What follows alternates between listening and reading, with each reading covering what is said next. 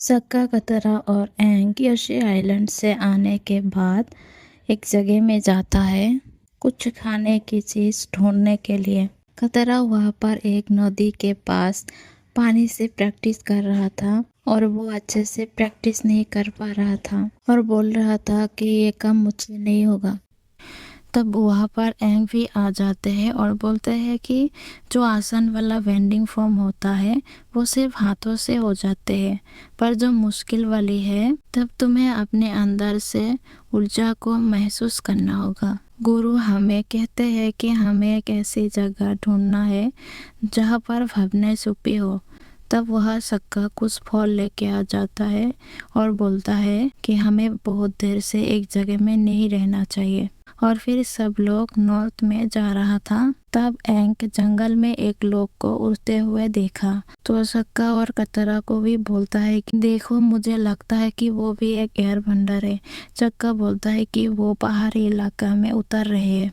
Prince जू और उसके चाचा ने एक मैप निकाल लिया था। जू को बोलता है कि वो क्योशी आइलैंड से निकलने के बाद उत्तर दिशा में गया है। तब उसके चाचा बोलता है कि उसे वो जहाँ पर भेजा है उसे भूख तो लगेगा ही। माना कि वो अवतार है लेकिन उसे भूख और प्यास तो लगेगा ही। सक्का, कतरा और एंग उस पहाड़ी इलाका में जाते हैं और एक लड़के को देखता है व्हीलचेयर में बैठते हुए। एंग उस लड़के को बोलता है कि तुम यार बंडर नहीं हो। तब वो लड़का बोलता है कि हाँ, मैं तो यार बंडर नहीं हूँ। तब वहाँ फायर नेशन ने हमला कर दिया और चारों तरफ आग लग गए थे और धुआं भी उठ रहा था। तब एंग ने अपने जादुई शक्ति से धुएं को हटा दिया और कचरा ने वाटर से आग को निभाने की कोशिश किया। तब उस व्हील चेयर वाले लड़के को उसके पापा लेने के लिए आ जाता है और बोलता है कि तुम ठीक हो।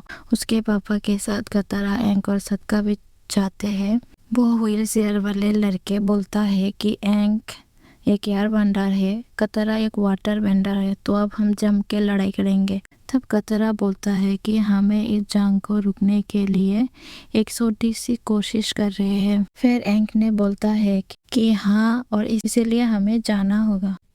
तब सक्का, कतरा और एंग वहाँ से जाने लगते हैं।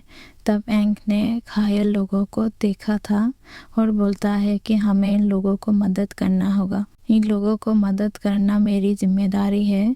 अवतार के काम सिर्फ लड़ाई नहीं है, लोगों को मदद करना भी है। तब कतरा बोलता है कि हमें नॉर्थ में भी तो जाना है और वहाँ पर भी जाके किसी तबाह को रोकना है। तब एंग बोलता है कि हाँ, हम वहाँ पर भी जाएंगे, पर यहाँ के लोगों को मदद करने के बाद। अगर मैं दुनिया को बचाना चाहती हूँ तो मुझे हर इंसान को बचाने के बारे में सोचना होगा। इसीलिए मुझे यहाँ रुकना होगा क्योंकि मुझे मदद करनी है और मदद कर सकते हैं क्योंकि मैं एक अवतार हूँ। अब मुझे इस बमबारी के बारे में बताओ। तब उस व्हीलचेयर वाले लड़के बताते हैं कि मुझे पता है कि वो बमबारी वाले लोग कहाँ लेगा। मैं वहाँ अकेले तो नहीं जा सकता, लेकिन तुम्हारी यार बंडर की मदद से जा सकते हैं। रुको कि वो सेनापति बोलता है कि मेरी एक सूत्रों ने कहा है कि वहाँ पर एक एयर बंडर देखा गया है। तब जूको ने बोलता है कि वो हमारे दुश्मन की इलाका है। फिर सेनापति बोलता है कि वहाँ कुछ लोगों से मेरी पहचान है और बोलता है कि हम अपने 2 आदमियों से सच को पता कर सकते हैं। तब जूको बोलता है कि नहीं, मैं और मेरी आयरन चाचा वहाँ पर जाऊंगी। कतरा फिर एक दिन प्रैक्टिस कर रहा था। तब उसने देखा है कि साई ने फायर वेंडर की लोगों से चुपके से मिलते हैं। तब वहाँ जैक भी आ जाते हैं। जैक ने कटरा को फायर वेंडर के लोगों से छुपते हुए हेल्प कर रहा था।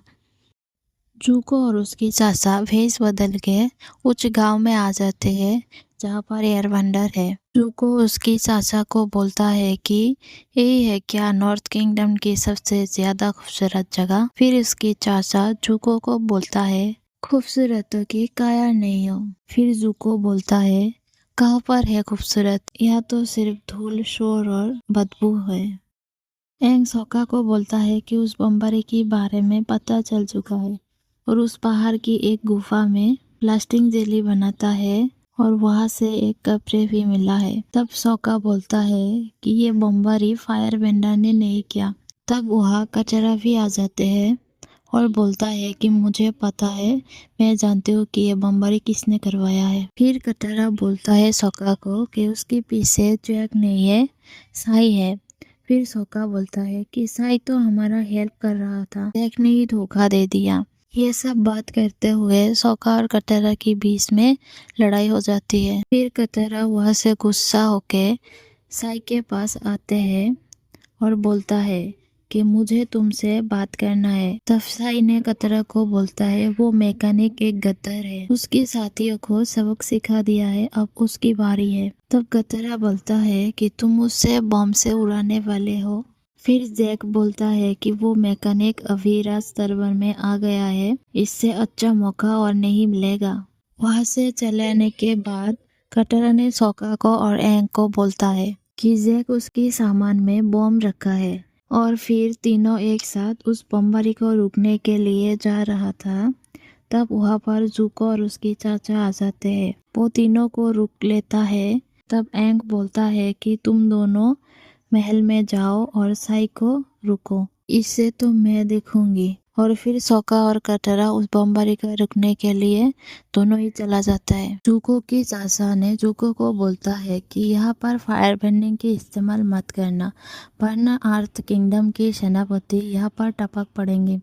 तब जुको बोलता है कि इस छोटे बच्चे को हराने के लिए मुझे आग की जरूरत नहीं है, और फिर एंग के साथ लड़ाई करते हैं। तब वहाँ पर एक औरत ने जुको को मारता है और बोलता है कि तुम छोटे बच्चे को मार क्यों रहे हो, तुम्हें शर्म नहीं आती है क्या। फिर वहाँ से एंग चला जाता है और जुको को बोलता है आखिर तुम मुझसे लड़ना क्यों चाहते हो।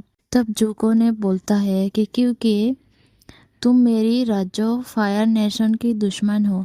तब एंग बोलता है सिर्फ इसीलिए तुम मुझे 3 सालों से ढूंढ रहे हो।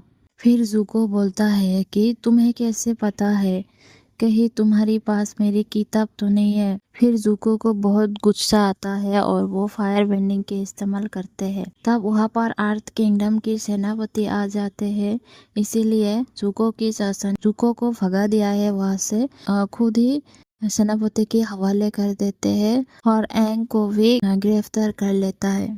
इस तरफ सोका और कतरा महल में पहुंच जाता है। तब कतरा देखता है कि जैक ने एक पेड़ के ऊपर से तीर चलाता है।